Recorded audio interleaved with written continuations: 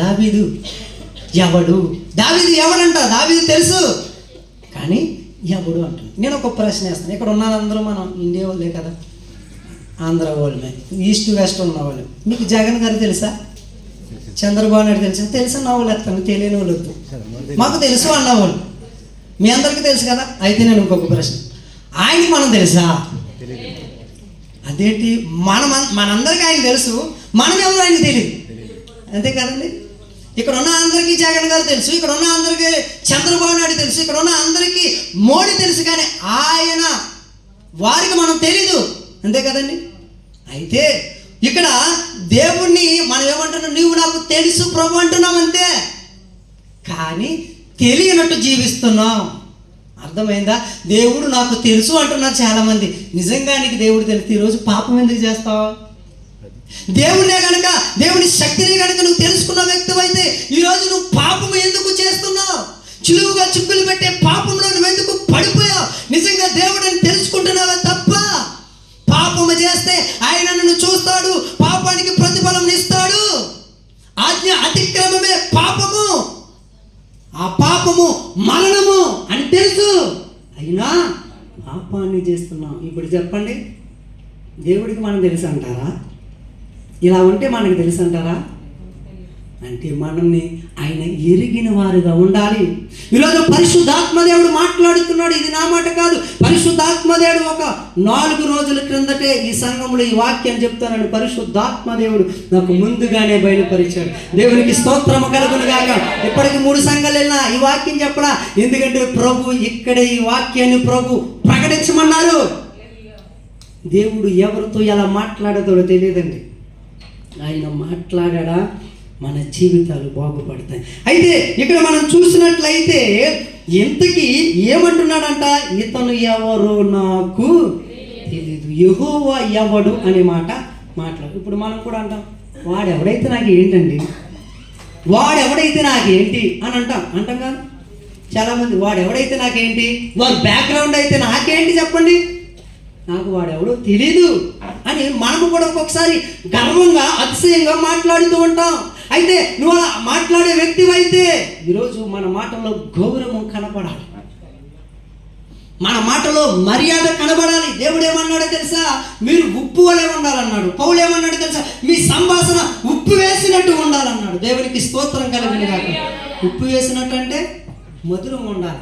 మన వాళ్ళు ఒక మాట అంటారు కదా, చూసి రమ్మన్నానమ్మా కాల్చి వచ్చారు. గొడవలు జరుగుతాయండి, మనం ఏం చేస్తాం? ఏదో దాన్ని సర్దుమనగాలి. అవునమ్మా అలా అన్నాడమ్మా, నా దగ్గర కూడా నేను కూడా ఉన్నాను, నేను ఇలా అన్నారని ఇంకా మాటలు ఏం చేస్తాం తెలుసా? మన మాటల ద్వారా రెచ్చగొడుతూ ఉంటాం వారిని. అంటే సమాధానపరచువారు ధన్యులు, దేవుడు కుమారులు అనబడుదురనే మాట మర్చిపోయాం. గొడవ జరిగే స్థలంలోకి వెళ్ళి ఏం చేయాలి? సమాధానపరచమన్నాడు దేవుడు. కానీ ఇంకేం చేస్తాం మనం? అతన్ని రెచ్చగొడతాం. అందుకే యాకోబు పత్రికలు అంటాడు, నాలుక అగ్ని, జాగ్రత్త సుమ, నాలుకతో జాగ్రత్తగా ఉండాలి.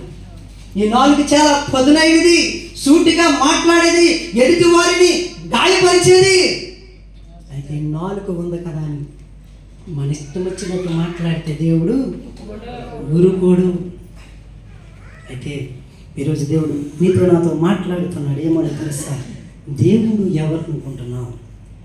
అయితే ఇక్కడ పరు అన్నాడంటే పర్వాలా, పరు యెహోవా ఎవడు అన్నాడంటే పర్వాలా. అయితే మనం క్రొత్త నిబంధనలోకి వచ్చేసరికి శిష్యులు కూడా ఎందుకు ఈయన ఎవరు అంటామని కన్ఫ్యూజన్లోకి వచ్చారు. ఒకసారి చూద్దాం. మార్కు సువార్త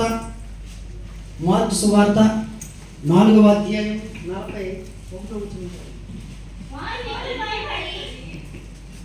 వారు మిక్కిలి భయపడి, చూడండి ఏమంటున్నారు ఆ మాట అండర్లైన్ చేసుకుంటే, వారు మిక్కిలి భయపడి ఈయన ఎవరు, గాలియు సముద్రమును ఈయనకు లోబడుచున్నామని ఒకరితో ఒకడు చెప్పుకునే. దేవునికి స్తోత్రం కలుగును గాక. హల్లెలూయా. ఇప్పుడు చెప్పండి, 12 మంది శిష్యులతో యేసుక్రీస్తు వారు ఉన్నారు. మరి యేసుక్రీస్తు వారు ఎవరు వీళ్ళకి తెలీదా? మరి ఇదేంటి వారు ఈయన ఎవరు అంటున్నారండి? అయ్యో ఈయన ఎవరు, ఈయనకి గాలి మొత్తం సముద్రము కూడా ఈయనకి లోబడుచున్నామని అంటున్నారండి. అంటే యేసుక్రీస్తు వారితో జర్నీ చేశారు, యేసుక్రీస్తు వారు సువార్తలో ప్రయాణం చేశారు, యేసుక్రీస్తు వారు చేసిన అద్భుతమైన కార్యాలను చూశారు. చనిపోయిన వారు లేపారు, గుండె వారికి స్వస్థత వచ్చింది, గుడ్డు వారు చూపు పొందుకున్నారు, మోగవారు మాట్లాడారు, చెవిటి వారికి స్వస్థత కలిగింది, పక్షవాయువు గల వారు కూడా లేపబడ్డారు. అటువంటి దేవుడు వారి మధ్యన సంచరించి అనేకమైన అద్భుతమైన కార్యాలు, ఆశ్చర్యమైన కార్యాలు జరిగిస్తే ఆయన గాలి సముద్రాన్ని గద్దించగా ఈయన ఎవరో అని అంటున్నారు. దేవునికి స్తోత్రం కలుగును గాక. హల్లెలూయా. అయితే ఆయన ఎవరో మనకి తెలుసు. ఆయన ఎవరో తెలుసా? ఆయన సృష్టికర్త. ఈ లోకాన్ని, సకల ప్రపంచాన్ని, ఈ ప్రకృతిని సృష్టించింది ఏకైక దేవుడు, నిజమైన దేవుడు. అది మన ప్రభు అయిన యేసుక్రీస్తు వారే. దేవునికి స్తోత్రము కలుగును గాక. ఒకసారి చప్పట్లు కొట్టి దేవుని నామమును మహిమపరచండి. ఈరోజు మీరు అనుకుంటున్నారు, ఇంత అందమైన ప్రదేశము, ఇంత అందమైన పట్టణంలో నేను నివసిస్తున్నాను నువ్వు అనుకుంటున్నావే, ఆ ప్రకృతిని సృష్టించేది మన ప్రభువే. మరి గాలిని, సముద్రాన్ని గద్దిస్తే ఈయన ఎవరు అని అనుకుంటున్నారే, వారికి అర్థం కావట్లా. కొంతమంది ప్రవక్త అనుకున్నారు, కొంతమంది ఏలి అనుకున్నారు. ఇలా ఒక్కొక్కరిలో ఒక్కొక్క సంభాషణ వచ్చి ఒక రోజున ఆయన అడిగేశారు, అసలు నేను ఎవరు అనుకుంటున్నారు అని అడిగేశారు యేసుక్రీస్తు వారు. మీ అందరికీ తెలుసుగా, ఈ ప్రజలు, ఈ జనులు నన్ను ఏమనుకుంటున్నారు అని యేసుక్రీస్తు వారు అడిగితే ఒక్కొక్కరు ఒక అభిప్రాయము చెప్పారు. మనందరికీ తెలుసు, మత్తయి సువార్తలో ఆ మాట ఉంటుంది, 16వ అధ్యాయం. మత్తయి సువార్త 16వ అధ్యాయం ఒకసారి తీయండి. 16వ అధ్యాయం 14వ వచనం చదువు. బాప్తిసమిచ్చు, ఇప్పుడు ఏమనుకుంటున్నారు చూడండి. కొందరు బాప్తిసమిచ్చు యోహాను అని, కొందరు ఏలియా అని, కొందరు ఇర్మియా అని, లేక ప్రవక్తల్లో ఒకడని చెప్పుకునిచున్నారని. అందుకాయన మీరైతే నేను ఎవడని చెప్పుకొనుచున్నారని వారిని అడగగా, అందుకు సీమోను పేతురు, నీవు సజీవుడగు దేవుని కుమారుడు క్రీస్తు అని చెప్పాడు. దేవునికి స్తోత్రము కలుగునుగాక. హల్లెలూయా. చప్పలబడి ఒకసారి దేవుని నామమును మహిమపరచండి. పేతురు అంటున్నాడు, అయ్యా ఈ లోకమును ఇర్మియా అనుకుంటుంది, లోకమును బాప్తిసమిచ్చే యోహాను అనుకుంటుంది, కొందరు ఏలి అనుకుంటున్నారు, కానీ నేను చెప్తున్నా నీవు సజీవుడగు దేవుని కుమారుడు అయిన క్రీస్తువు. క్రీస్తు అనే మాటకు అభిషక్తుడు అని అర్థం.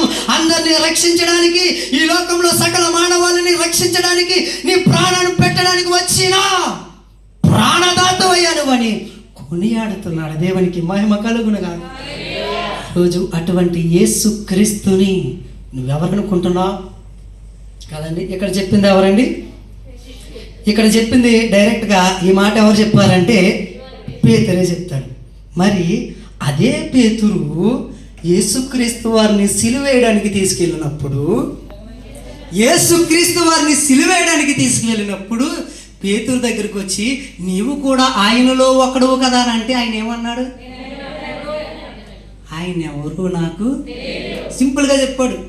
ఎన్నిసార్లు చెప్పాడు? ముందే అన్నాడు దేవుడు, 3 మార్లు నేను తెలియదని బొంకుతావు పేతురు అంటే పేతురు అన్న, లేదు ప్రభా, నా ప్రాణమైన ఇవ్వడానికి సిద్ధంగా ఉన్నాను తప్ప నేను నువ్వెవరో తెలియదని అనలేను అన్నాడు. కానీ జరిగింది ఏంటి? ఆయన ఎవరు మరి ఇక్కడ ఏం చెప్పాడు? నువ్వు దేవుని కుమారుడు అని క్రీస్తు అని చెప్పాడు. మరి అక్కడ ఎందుకు చెప్పలా? ప్రాణ భయము చేత చెప్పలా. దేవునికి స్తోత్రము కలుగును గాక. ప్రాణ భయము చేతే పేతురు అబద్ధమాడాడు, పేతురు బొంకాడు. ఒకవేళ నేను యేసుక్రీస్తు వారితో ఉన్నానని తెలిస్తే, ఆయన నాకు తెలుసంటే నాకు కూడా ఇదే శిక్ష పడతాదని పేతురు ఆలోచించి, యేసుక్రీస్తు వారు సజీవుడని దేవుడని తెలిసినా కానీ ఆయన ఎవరు నాకు తెలియదు అని సింపుల్గా బొంకాడు. ఈరోజు మనం కూడా అంతే.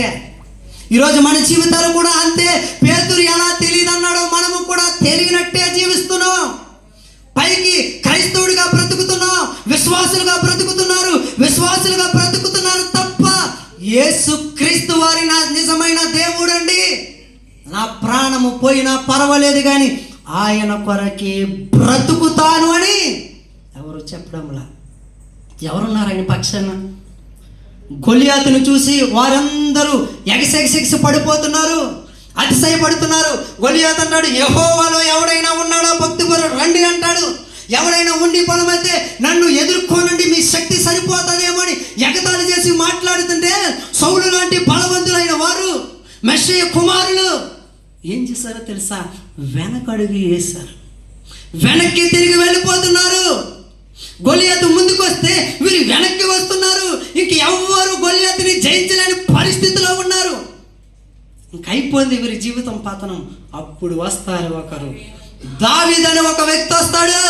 ఆ వ్యక్తి అంటాడు, యుద్ధము యెహోవాది అంటాడు. దేవునికి స్తోత్రము కలుగును గాక, హల్లెలూయా. ఆ వ్యక్తి చెప్పాడు, నాకు దేవుడు తెలుసు, నాకు యెహోవా తెలుసు, ఆయన శక్తి కార్యాలు తెలుసు, ఆయన అద్భుత కార్యాలు తెలుసు. నేను వస్తుంది ఎవరి పేరటో తెలుసా? యెహోవా నామము పేరట. దేవునికి మహిమ కలుగునగా. యెహోవా నామము పేరట ముందుకు నడిచాడు దావీదు. గొలియాతు లాంటి వాడిని జయించాడు. ఈరోజు గొలియాతు లాంటి నీ జీవితంలో అపవాది నీకు అనేకమైన శోధనలు గురి చేస్తున్నాడు. నువ్వు ఆ సాతాను చూసే భయపడుతూనే ఉన్నావు. అక్కడ గొలియాతుని చూసి ఇజ్రాయేల్ ప్రజలు ఎలా భయపడ్డారో, ఈరోజు భయపెట్టేవాడు అపవాది నిన్ను భయపెడుతూనే ఉన్నాడు. శోధనల ద్వారా భయపెడుతున్నాడు, బాధల ద్వారా భయపెడుతున్నాడు, నీకు వచ్చిన రోగాల ద్వారా భయపెడుతున్నాడు, నీకున్న ఆర్థిక ఇబ్బందుల ద్వారా భయపెడుతున్నాడు, నీకున్న అప్పుల ద్వారా భయపెడుతున్నాడు. నువ్వు అనుకుంటున్నావు, అయ్యో నా పరిస్థితి ఏంటి, అయ్యో నా జీవితం ఏంటి, నా జీవితంలో నన్ను ఎవరు రక్షిస్తారు, ఈ అప్పుల్లో కూరుకుపోయిన నాకు ఎలా విడుదల వస్తుంది, నీ ఫైనాన్స్ ప్రాబ్లమ్స్ నుండి నన్ను ఎవరు లేవనెత్తుతారు, అయ్యో ఇంకా నా జీవితం ఇంతేనా అని నువ్వు బాధపడుతున్న వ్యక్తిగా ఇక్కడ ఉన్నావేమో. ఒకవేళ అనారోగ్యంతో బాధపడి ఎన్ని హాస్పిటల్కి వెళ్ళినా అద్భుతం జరగల, స్వస్థత రాలా, ఇంకా నా జీవితం ఇంతే, నా బ్రతికింతే, ఈ రోగంతోనే నేను చనిపోవాలని వేదనతో నీవు ఉన్నావేమో. సమస్యలు గుండా సమాధానం లేకుండా, భార్య భర్తల మధ్య ఎడబాటు కలిగిన సమాధానం లేకుండా ఇక్కడ ఉన్నారేమో. ఇంకా ఏంటి నా జీవితం అని అనుకుంటున్నావా? గొలియాతు లాంటి వాడు నీ